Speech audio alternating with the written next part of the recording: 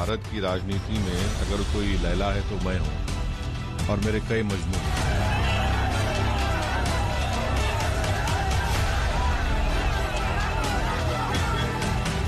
अब हम अपना हिस्सा चाहते हैं, हिस्सेदारी की लड़ाई हो रही है।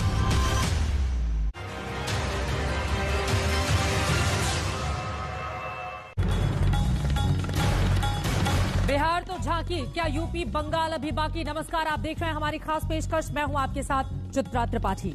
उत्तर प्रदेश में विधानसभा चुनाव को अभी 1.25 साल बाकी हैं, लेकिन चुनावी सरगर्मी अभी से ही बढ़ने लगी है। आज AIMIM चीफ असदुद्दीन ओवैसी वाराणसी से जौनपुर होते हुए आजमगढ़ पहुंचे। ओवैसी ने यूपी विधानसभा चुनाव लड़ने का ऐलान किया और दावा कर दिया कि बीजेपी को सिर्फ उनका गठबंधन ही कड़ी और बड़ी चुनौती उत्तर प्रदेश में दे सकता है। यह रिपोर्ट देखिए।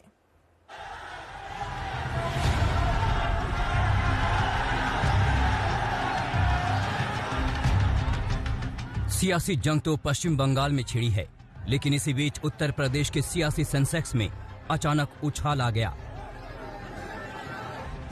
जी हां, बिहार के बाद असदुद्दीन ओवैसी ने अब यूपी की पॉलिटिक्स में धमाकेदार एंट्री ली है। AIMIM चीफ असदुद्दीन ओवैसी ने मोदी के चुनावी क्षेत्र बनारस से लेकर अखिलेश यादव के अभेद्य दुर्ग आजमगढ़ तक हलचल मचा दी। ऐलान कर दिया कि यूपी के विधानसभा चुनाव में उनकी पार्टी गठबंधन बनाकर चुनावी मैदान में उतरेगी। देखिए, अगर इलेक्शन हम लड़ते हैं तो क्या मेरा मकसद यह है कि मैं किसी एक पार्टी को जिताऊं या हराऊं? मेरा मकसद होता है कि मेरा मोर्चा, मेरे और मेरे मोर्चे के कैंडिडेट्स कामयाब हों। तो हार जीत तो लगी हुई है। ये जो गुलामी की जहनियत है कि नहीं, आप इलेक्शन मत लड़िए, आप सिर्फ थाली बजाइए और हमको वोट देते रहिए। अब राजनीति बदल चुकी है भारत की। अब हम अपना हिस्सा चाहते हैं, हिस्सेदारी की लड़ाई हो रही है और मुझे यकीन है कि हम लोग आगे बढ़ेंगे। यूपी में विधानसभा चुनाव 2022 में होने वाले हैं, लेकिन इसके लिए अभी से ही सियासी सरगर्मी शुरू हो गई है। असदुद्दीन ओवैसी न सिर्फ यूपी में एंट्री ले रहे हैं, बल्कि बीजेपी को टक्कर देने के लिए उन्होंने उत्तर प्रदेश में 9 पार्टियों का एक गठबंधन भी बना लिया है। इस गठबंधन का नाम है भागीदारी संकल्प मोर्चा। इस मोर्चे में AIMIM के अलावा ओम प्रकाश राजभर की सुहेल देव भारतीय समाज पार्टी भी शामिल है। बाबू सिंह कुशवाहा की जन अधिकार पार्टी भी इस गठबंधन का हिस्सा है। इसके अलावा चंद्रशेखर की आजाद पार्टी भी इस मोर्चे का हिस्सा बन चुकी है। इस गठबंधन में कुल 9 दल एक साथ आ रहे हैं। जो आजादी के 74 साल में जो पिछाड़े गए लोग हैं, जो वंचित समाज के लोग हैं, उनको हम लोग अधिकार दिलाना चाहते हैं। इस उद्देश्य से हम लोगों ने भागीदारी संकल्प मोर्चा बनाया, जिसमें 9 दल के लोग हैं। भाई आपके सामने बैठे हैं। ये हम लोग 9 लोग मिलकर के एक मोर्चा बना करके हम लोग उत्तर प्रदेश में 2022 में सरकार बनाकर हम लोग स्नातकोत्तर तक निःशुल्क, अनिवार्य और समान शिक्षा लागू करना चाहते हैं। असदुद्दीन ओवैसी ने कहा कि उनके मोर्चे ने सारे विकल्प खोल रखे हैं। समाजवादी पार्टी हो या BSP, वो सबके साथ बातचीत करने के लिए तैयार हैं। जनाब राजभर साहब ने खुलकर ये बात लखनऊ में हमारी मौजूदगी में कही कि हम सबके साथ बात करने को तैयार हैं। भाई, जिसको जरूरत है आ जाए, वो हम तो तैयार हैं। राजभर साहब हमारे इस संकल्प मोर्चा के लीडर हैं, कन्वीनर हैं, हम उनके साथ खड़े हैं। उन्होंने साफ तौर पर कहा इस बात को। असदुद्दीन ओवैसी सुबह वाराणसी के बाबतपुर हवाई अड्डे पर उतरे, जहां उनका जोरदार स्वागत हुआ। स्वागत के लिए सुहेल देव भारतीय समाज पार्टी के अध्यक्ष ओम प्रकाश राजभर खुद मौजूद थे। ओवैसी के साथ से गदगद ओम प्रकाश राजभर को यकीन है कि उनका मोर्चा यूपी विधानसभा चुनाव में जीत का परचम लहराएगा। 100% हम सफल हैं। जो लोग इस बात की चर्चा कर रहे हैं, बीजेपी की अगर बात करें तो बीजेपी में लोडर चिल्ला रहे हैं। जो लोडरों का काम है सिर्फ समाज का वोट दिलाना, और जब समाज के अधिकार की बात आती है, शिक्षा, स्वास्थ्य, रोजगार, नौकरी की बात आती है, तो लोडर नहीं बोलते। अब यहां भागीदारी संकल्प मोर्चा में लीडर इकट्ठा हो रहे हैं जो समाज के अगुवाई करने के लिए तैयार हैं। ये लोग जो लोडर हैं वो छटपटा रहे हैं। आप देखिएगा, लोडरों को दिखाकर लोगों ने वोट लिया है। अब यहां उनका लीडर खड़ा हो रहा है और बड़ी संख्या में लोग लीडर के साथ खड़े हैं। असदुद्दीन ओवैसी और ओम प्रकाश राजभर के इस गठबंधन का निशाना मुस्लिम और पिछड़े वर्ग के वोट बैंक पर है। असदुद्दीन ओवैसी यूपी में मुस्लिम वोट बैंक को साधने की जुगाड़ में हैं। उत्तर प्रदेश में करीब 20% मुस्लिम वोट हैं, जिन पर ओवैसी की नजर है। यूपी विधानसभा की 403 सीटों में से 135 सीटों पर मुस्लिम वोट निर्णायक हैं। ओवैसी की पार्टी AIMIM 2017 में भी यूपी विधानसभा चुनाव लड़ चुकी है। तब पार्टी ने 38 सीटों पर अपने प्रत्याशी खड़े किए थे। हालांकि उनके किसी भी प्रत्याशी को जीत नहीं मिली थी। 2017 में ओवैसी ने तो बस यूपी के सियासी पानी की गहराई नापी थी। उनकी पार्टी अकेले चुनावी मैदान में उतरी थी, लेकिन इस बार ओवैसी गठबंधन बनाकर चुनावी मैदान में ताल ठोंकने की तैयारी में हैं। 2022 के असेंबली के चुनाव में जनाब राजभर साहब के साथ हम लोग बैठकर, जितने उसमें दल है सब बैठकर बात करेंगे, बात करके एक यूनानिमस फैसला करके इलेक्शन लड़ेंगे। साफ तौर पर असदुद्दीन ओवैसी इस बात की तस्दीक कर रहे हैं कि उत्तर प्रदेश के चुनाव में ये जो मोर्चा है उसकी भूमिका प्रबल होगी। यही कारण है कि बाकी दलों के साथ में ये गठबंधन वो काम करेगा जो मुख्य विपक्षी दल उत्तर प्रदेश में अभी तक नहीं कर पाए हैं। कैमरामैन नीरज कुमार के साथ अभिषेक मिश्रा, आज तक। दम ठोक कर दावे करते हुए असदुद्दीन ओवैसी। फिलहाल ओवैसी यूपी में मोर्चेबंदी करने में जुटे हुए हैं। सवाल यह है कि ओवैसी की पार्टी यूपी के चुनावी मैदान में उतरी तो नुकसान किसे होगा? जवाब सीधा सा है, समाजवादी पार्टी को, क्योंकि ओवैसी के मोर्चे की निगाहें यूपी के उस पिछड़ा वर्ग और मुस्लिम वोट बैंक पर है जिस पर समाजवादी पार्टी अपना अधिकार मानती है।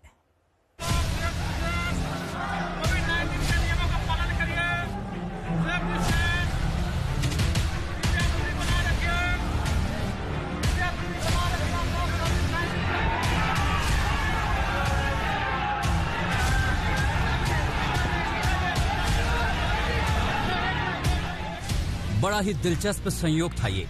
समाजवादी पार्टी के वोट बैंक में सेंध लगाने के जुगाड़ में AIMIM चीफ असदुद्दीन ओवैसी जिस वक्त वाराणसी के बाबतपुर हवाई अड्डे पर उतरे, उससे 1 घंटे बाद ही अखिलेश यादव भी बाबतपुर हवाई अड्डे पर उतरे। अखिलेश यादव और असदुद्दीन ओवैसी दोनों के स्वागत के लिए लोगों का हुजूम खड़ा था। हवाई अड्डे से असदुद्दीन ओवैसी को अखिलेश यादव के गढ़ आजमगढ़ में जाना था, जबकि अखिलेश यादव को जौनपुर में एक निजी कार्यक्रम में जाना था। अखिलेश बखूबी जानते हैं कि ओवैसी उनके चुनावी इलाके आजमगढ़ में क्या करने जा रहे हैं। आजमगढ़ की जनता समाजवादी परिवार है और हमारा आज का रिश्ता आजमगढ़ से नहीं है। जब मैं राजनीति में नहीं था तब से आजमगढ़ का रिश्ता समाजवादियों से रहा है। नेताजी से लेकर के और समाजवादियों के साथ आजमगढ़ की जनता हमेशा खड़ी रही है। असदुद्दीन ओवैसी और ओम प्रकाश राजभर के 9 दलों के गठबंधन के साथ यूपी के मुस्लिम वोट बैंक के साथ साथ पिछड़ी जातियों के वोट बैंक को साधना चाहते हैं। ये वही वोट बैंक हैं जिस पर समाजवादी पार्टी अपना एकाधिकार मानकर चलती है। यही वजह है कि ओवैसी ने अखिलेश यादव को अपने निशाने पर लिया। भारत की राजनीति में अगर कोई लैला है तो मैं हूं और मेरे कई मजनू हैं। तो अब ये इल्जाम लगता रहेगा, इससे हमको कोई फिक्र करने की जरूरत नहीं है। तो मुझे यकीन है कि इंशाअल्लाह ताला उत्तर प्रदेश की जनता जो विकल्प या अल्टरनेट पॉलिटिक्स को देख रही है वो जरूर इस भागीदारी मोर्चा की तरफ बड़ी उम्मीद से देख रही है और आने वाले असेंबली के चुनाव में वो हमको अपने आशीर्वाद से, अपनी मोहब्बतों से नवाजेगी। 9 दलों के इस गठबंधन में असदुद्दीन ओवैसी के जिम्मे मुस्लिम वोट बैंक है। पूर्वांचल में मुस्लिमों की तादाद अच्छी खासी है। पूर्वांचल के लोकसभा क्षेत्रों में मुस्लिम मतदाता 9% से 20% के आसपास हैं। पूर्वांचल की 30 से 35 विधानसभा सीटों पर मुस्लिम मतदाता ही हार जीत का फैसला करता है। अब जरा ओवैसी के इस पूर्वांचल दौरे का रूट मैप देख लें तो कहानी समझ में आ जाएगी। वाराणसी के बाबतपुर हवाई अड्डे पर ओवैसी उतरे, उसके बाद वो जौनपुर गए। जौनपुर से उनका काफिला आजमगढ़ के लिए निकला, यानी ओवैसी ने इस यात्रा के लिए मुस्लिम बहुल इलाकों वाला रास्ता चुना। ओवैसी का काफिला आजमगढ़ पहुंचा। यहाँ के सांसद खुद अखिलेश यादव हैं। पहले बनारस, फिर जौनपुर और फिर आजमगढ़ पहुंचकर AIMIM चीफ असदुद्दीन ओवैसी और ओपी राजभर ने यूपी की सियासत में दस्तक दी, लेकिन अखिलेश यादव के संसदीय क्षेत्र में आकर के एआईएमआईएम 2022 के चुनाव में बीजेपी से ज्यादा सपा के लिए मुसीबत पैदा कर सकती है। अखिलेश यादव असदुद्दीन ओवैसी की यूपी में एंट्री को बीजेपी की चाल बता रहे हैं। ये भारतीय जनता पार्टी का खेल देखना आने वाले समय में कैसा कैसा खेल होता है। अभी तो चुनाव में 1 साल है, 1 साल के अंदर न जाने क्या क्या देखने और सुनने को मिलेगा। वहीं ओवैसी अखिलेश यादव पर हमले बोल रहे हैं। समाजवादी पार्टी का और दूसरी पार्टी का ये तो जमीन पर है ही नहीं, इनका तो सिर्फ देखते हैं आपसे सोशल मीडिया पे या फिर किसी दूसरी जगह पर। जबकि बीजेपी ओवैसी को वोट कटुआ बताने में जुटी है। षड्यंत्रकारी लोग आपस में मिल रहे हैं, जो लोगों को बांटने का काम करते हैं। ओवैसी जी केवल वोट काटने का काम करते हैं और ओवैसी जी केवल देश बांटने का काम कर रहे हैं और देश को भी काटने का काम कर रहे हैं। दरअसल हाल में हुए बिहार विधानसभा चुनाव के नतीजों से असदुद्दीन ओवैसी के हौसले 7वें आसमान पर हैं और अब उनका सपना उत्तर प्रदेश की सत्ता में पहुंचने का है। ओवैसी की पार्टी एआईएमआईएम 2020 के बिहार विधानसभा चुनाव में 20 सीटों पर चुनाव लड़ी थी। इसमें से 5 सीटों पर उसे जीत मिली, जबकि 2015 में ओवैसी ने 6 सीटों पर प्रत्याशी उतारे थे, लेकिन उनके किसी भी प्रत्याशी को जीत नहीं मिली थी। बिहार में असदुद्दीन ओवैसी ने जो गठबंधन बनाया था उसमें बीएसपी भी शामिल थी। यूपी में बीएसपी और समाजवादी पार्टी में एक बार फिर 36 का आंकड़ा है। असदुद्दीन ओवैसी समाजवादी पार्टी के दुर्ग में सेंध लगाने की फिराक में हैं। ऐसे में क्या यूपी में भी ओवैसी को बहन जी का साथ मिलेगा? वाराणसी में रोशन जायसवाल के साथ अभिषेक मिश्रा, आजमगढ़ आज तक। असदुद्दीन ओवैसी अपनी पार्टी को हैदराबाद से आगे ले जाने की कोशिशों में जुटे हुए हैं। बिहार के बाद उनकी पार्टी पश्चिम बंगाल में पांव पसार रही है। ओवैसी बंगाल के मुस्लिम बहुल इलाकों में अपने प्रत्याशी उतारने की तैयारी में है। ओवैसी की पार्टी बंगाल में ज्यादा सीटें जीते या ना जीते, लेकिन सीएम ममता बनर्जी का सिरदर्द तो बढ़ा ही देगी।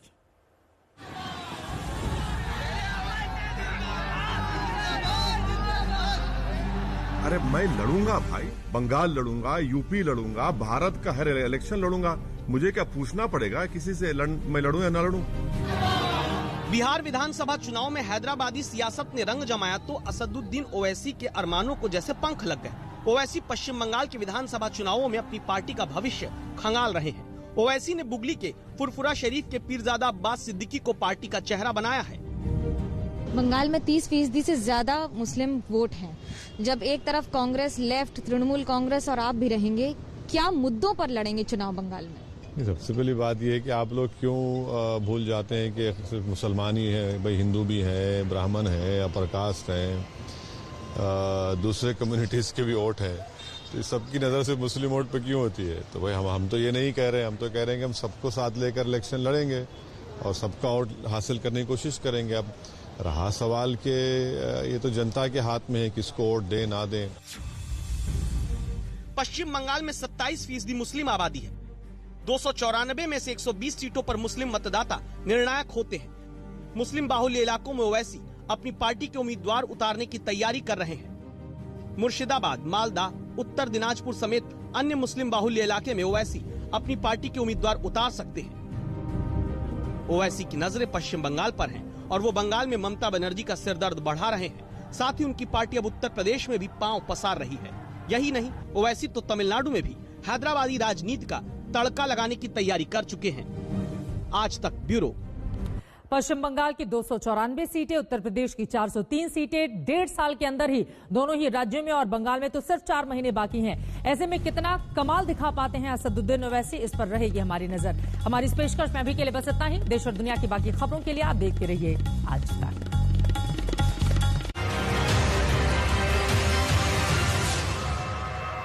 आज तक के साथ लगातार जुड़े रहने के लिए डाउनलोड कीजिए आज तक का मोबाइल ऐप।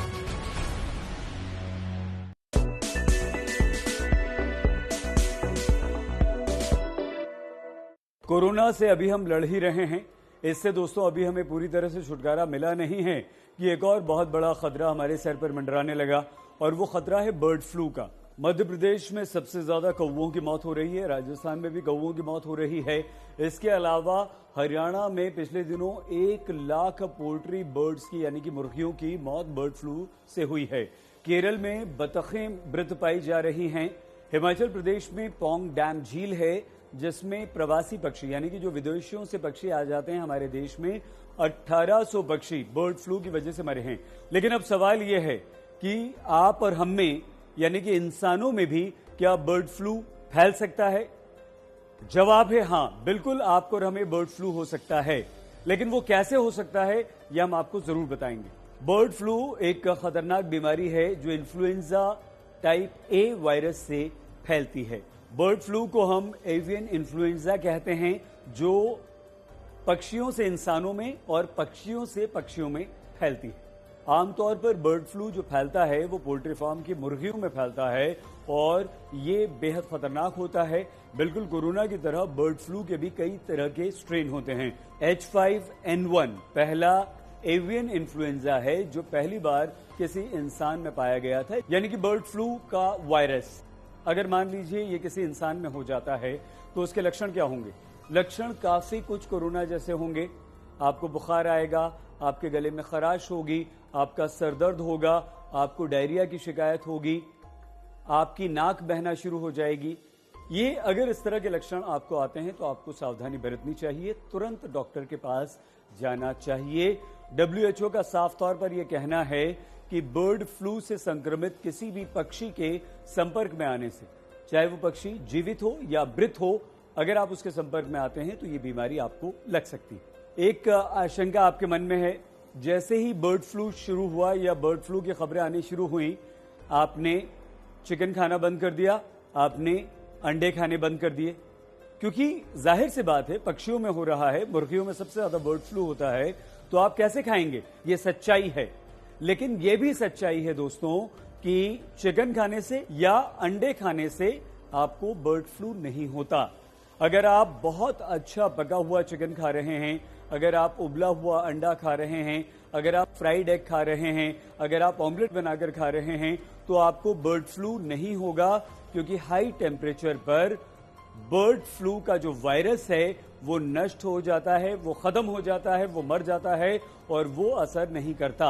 WHO के अनुसार इस बात की पुष्टि हो चुकी है और इस बात के पक्के साक्ष्य यानी कि सबूत मिल चुके हैं कि जब मांस पक जाता है, मीट पक जाता है या आप चिकन को पका लेते हैं तो कुकिंग टेम्परेचर पर बर्ड फ्लू का जो वायरस है वो नष्ट हो जाता है और तब ये नहीं फैल सकता।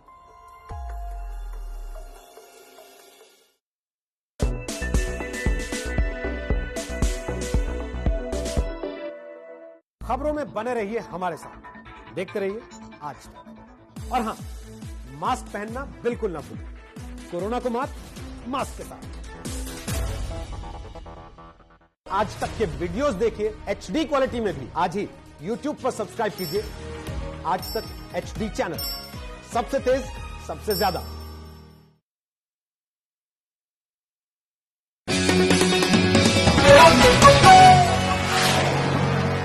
प्रेजेंटेड बाय पेट सफा आयुर्वेदिक चूर्ण। पेट सफा हर रोग दफा। So sorry.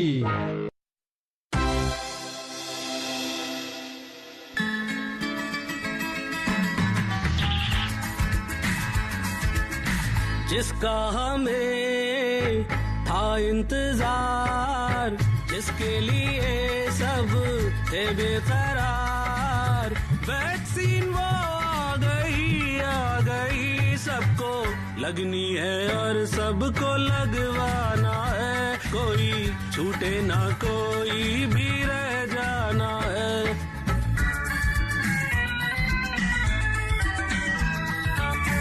इन पे क्या गुजरी तुम क्या जानो, कुछ तो सोचो ओ दीवानो, वैक्सीन पे ना भ्रम फैलाओ, लगवा लो वैक्सीन मेरी मानो, बीजेपी की वैक्सीन भरोसा न जताएंगे, जीतेंगे इलेक्शन तब हम फिर ही लगवाएंगे, वैक्सीन ना भाई रे ना, फिर भी हमें तो तुमको समझाना है, सबको लगनी है और सबको लगवाना है।